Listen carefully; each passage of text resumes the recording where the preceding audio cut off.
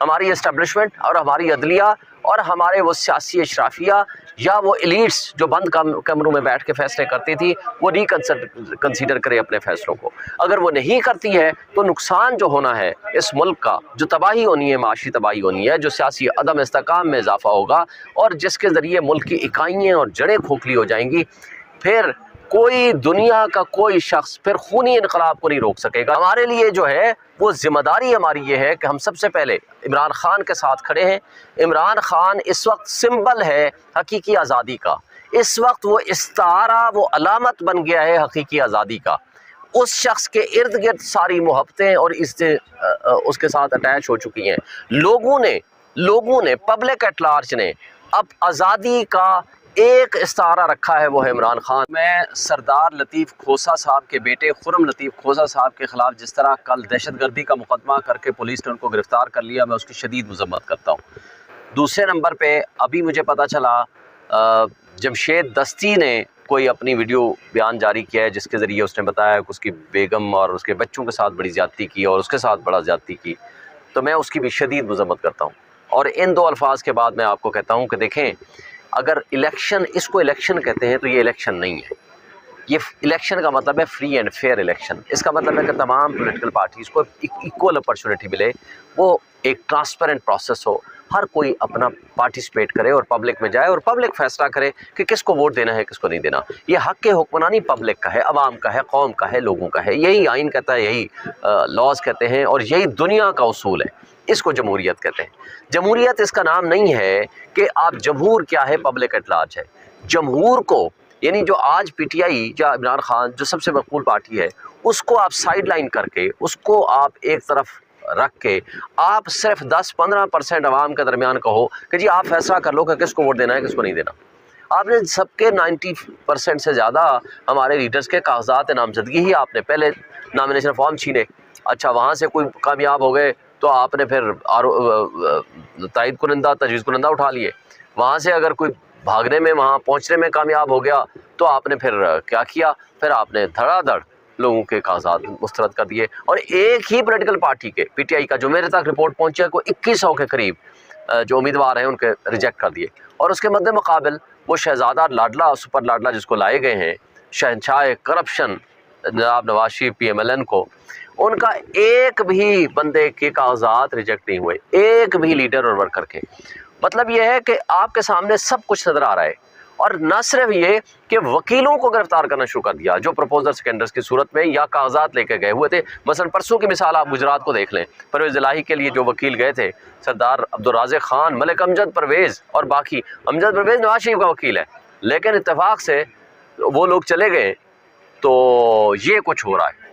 तो ये सारी चीज़ें अभी काजी फायज ईसा साहब से आप क्या ये जो बता रहे हैं ये भी उनके सामने रखेंगे और अभी मुलाकात करने जा रहे हैं तो क्या कहेंगे? अभी इंशाल्लाह मैं मुलाकात करूंगा, रिक्वेस्ट उनको करूंगा कि जी हमारा वो जो केस है वो लगाएं, और इंशाल्लाह मैं उम्मीद रखता हूं कि वो हमारे केस को लगाएंगे और फिक्स करेंगे इंशाल्लाह।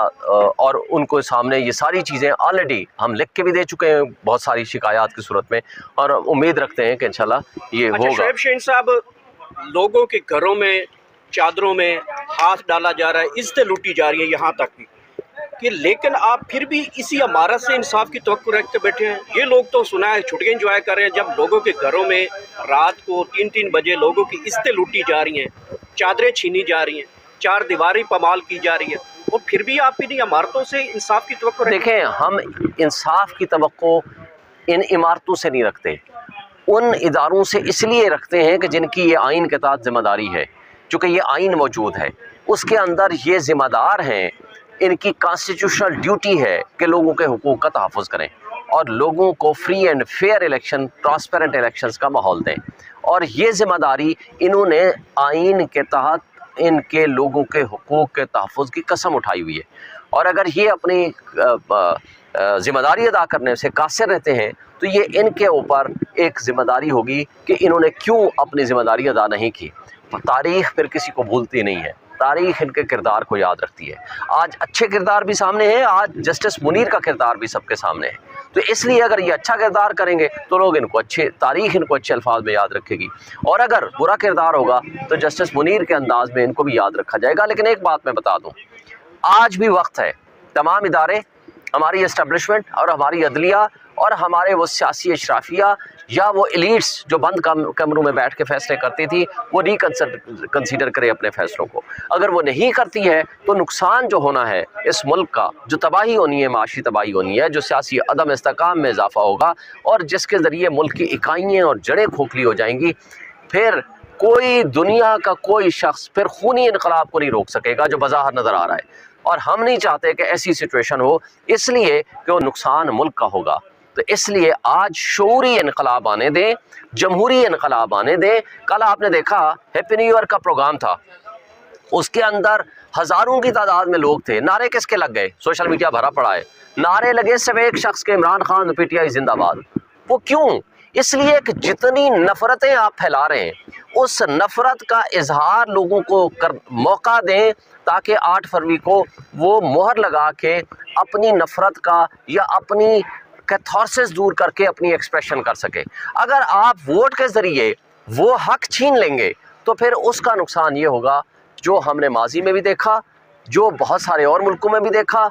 मेरा ख़्याल है इस मुल्क में भी अब आवाम इस लेवल तक पहुँच चुकी है कि आपके पास कोई और ऑप्शन बाकी नहीं रहेगा सिवाय इनकलाब के, और वो इनकलाब इस तरीके से आएगा फिर किसी की इज्जतें महफूज नहीं रहेंगी, फिर नुकसान इस मुल्क का होगा, इस मुल्क की जड़ों का होगा, इस मुल्क के इदारों का होगा, और वो फिर हम बर्दाश्त शायद ना कर पाएँ। शुएब शाहीन साहब PTI की सारी लीगल टीम अगर इलेक्शन में मसरूफ़ हो जाए तो खान साहब के केसेस कौन देखेगा सर? वो जेल के अंदर? देखें, खान साहब के केसेस में किसी किस्म का कोई प्रॉब्लम नहीं होगा। उनके केसेस जो वकील लड़ रहा है वो सबसे टॉप प्रायोरिटी उसको वो रखता है।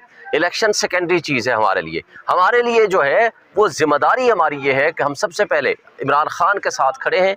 इमरान खान इस वक्त सिंबल है हकीकी आज़ादी का, इस वक्त वो इस्तारा, वो अलामत बन गया है हकीकी आज़ादी का। उस शख्स के इर्द गिर्द सारी मोहब्बतें और इज्जतें उसके साथ अटैच हो चुकी हैं।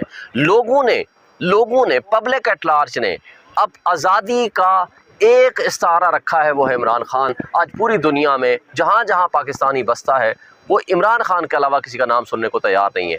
इसलिए हम समझते हैं कि उसके खातिर उसके साथ जो सिंसियर एंड लॉयल होकर खड़ा होगा तो इंशाअल्लाह ताला उसको इलेक्शन लड़ने की भी ज़रूरत नहीं है, इसलिए अवाम हमारा इलेक्शन लड़ रही है। शाहीन साहब ये बता दें, Pakistan Tehreek-e-Insaf level playing field के हवाले से अदालतों के चक्कर लगा रही है, लेकिन मौलाना फजल रहमान साहब कह रहे हैं कि चीफ जस्टिस और इलेक्शन कमिश्नर को उनके खिलाफ भी कार्रवाइयाँ कर रहे हैं और फिर धमकियाँ दी जा रही हैं। देखें, ये PDM की जमातों ने क्या किया? पिछले साल जो बनियाल साहब ने क्या गलत कहा था? सिर्फ यही कहा था ना कि इलेक्शन कराओ। जो उनको गालियां दी गई, जो यहाँ आकर के कंटेनर लगाए गए, जो यहाँ गेट बंद किए गए और जिस अंदाज से उनको धमकाया गया, वो सब आपके सामने है। वो PDM की सारी जमातें जिसमें नून भी और मौलाना फजल रहमान भी, ये सारे यही वारदात करते रहे। हमारे साथ तो ज्यादती कर रही है अदलिया, बल्कि कई हवालों से कंप्रोमाइज जजेस कुछ, लेकिन उसके बावजूद हमने हमेशा अदलिया का एहतराम किया, इज़्ज़त व एहतराम से इख्तलाफ भी किया, उनके ऊपर ऑब्जेक्शन भी किया तो इज़्ज़त व एहतराम से किया। लेकिन अगर अदलिया इस तरह इन धमकियों का इलाज ये नहीं करती, उनके खिलाफ तौहीन अदालत नहीं करती, तो फिर इसका मतलब है कि माइट इज़ राइट का प्रिंसिपल चलेगा।